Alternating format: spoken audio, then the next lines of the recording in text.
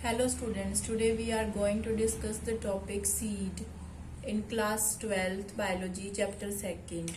So what is seed? Seed is formed after fertilization. So the ovule change into seed after fertilization. So there are the different parts of the flower that change into different structure after fertilization. So we can say ovary that develop into fruit, the ovary wall that develop into the first layer of the fruit, that is known as the pericarp, and this pericarp may be divided into different parts in different fruits. First is the epicarp, second mesocarp, and third is endocarp. Then the ovule. So the ovule that change into seed. If the ovary have only one ovule, then there is only the one seed, and if the ovary have more than one ovule, then we can say more seeds are there. After that, the outer integuments. This outer integument, that is the outer layer of the ovule. So this outer integument change into the outer layer of the seed, that is the testa, and the inner integument that change into the inner layer known as tegmen, inner layer of the seed, and the micropylar region of the ovule that change into a hole in the seed. And what is the function of this micropyle? The water and the oxygen that can enter into the seed during the germination. So these are the different structures which are present in the flower, and they change into different structure after fertilization. But we have to discuss about the seed. So that seed may be of you can say the monocotyledons or the dicotyledons. How we can differentiate? If the seed have the only one cotyledon, if the embryo have only one cotyledon, then we can say it is known as the monocot.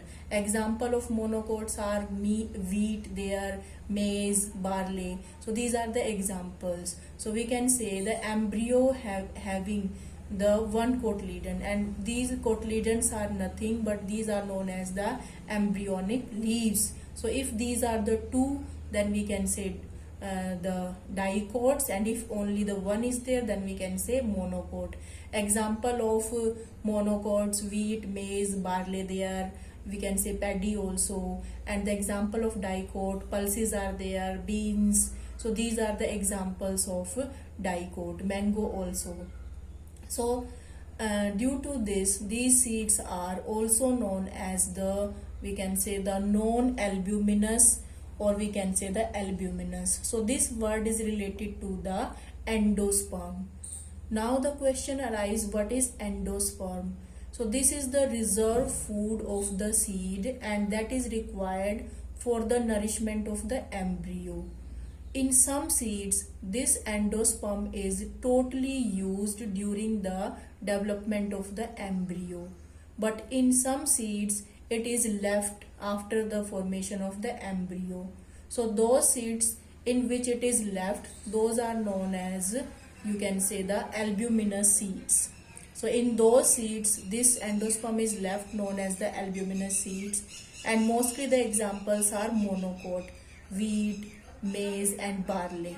But in case of dicots, this endosperm is not left after the formation of embryo, and those are known as non-albuminous seeds, or we can say non-endospermic seeds. Example, pulses are there. Okay, so I think you understood that the albuminous and the non-albuminous seed, albuminous and non-albuminous seed. Okay, so that is the diagram of the two seeds. So you can see that is the seed coat. So this seed coat is formed by the outer integument, and then the cotyledons, these are the embryonic leaves which store the reserve food and help during the germination. Hypocotyle root axis. So what is hypocotyle? It is the part of the embryonal axis below the cotyledon. We discussed this topic during the embryo formation also. Okay, so that is the diagram of the two seeds. So you can see the different parts here. Then here it is also the root cap. So what is root cap? Root cap, it is the part which cover the you can say the radical part. And shoot apical meristem. Shoot apical meristem, it is the region in the shoot, or you can say that in the plumule part, where the cells are actively dividing state.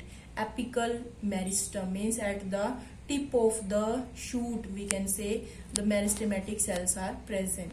So I think these two diagrams you can understand better.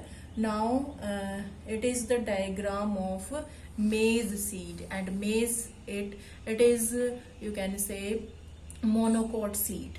So here you can differentiate it into different parts, and these diagrams are very important in the board also and in the NEET exam also, because in biology mostly the questions from the diagrams are asked. So that is the diagram. So the outer layer, that we can say the pericarp. So what is pericarp? It is the, you can say the outer layer of the fruit, and in some fruit it is divided into epicarp, mesocarp and endocarp. But here what is the means you can say the important structure in it is that there is the fusion of the pericarp as well as the seed coat. So in this seed, pericarp, you can say the fruit wall and the seed wall, though both are you can say fused. So fusion of the pericarp and the seed coat. Then the second, this is known as the aileron layer. So this is the protein rich layer, and which you can say help during the seed germination, because it have the some enzyme which help during the seed germination. After that the endosperm is there. So because it is the monocot seed, so we can say it is albuminous seeds, endospermic seed. So endosperm is there, reserve food material of the embryo. So it is also left after the formation of the seed. After that this scutellum, so you can say the modified cotyledon of grass family, or we can say in case of maize, this is known as the scutellum. So scutellum is nothing but it is known as the cotyledon. After that there are the different parts, we can say coleorhiza. Coleorhiza. So rhiza word is related to the root, so we can say it is the thin covering that cover the radical part of the embryo. So it is the radical part of the embryo and it is covered by coleorhiza.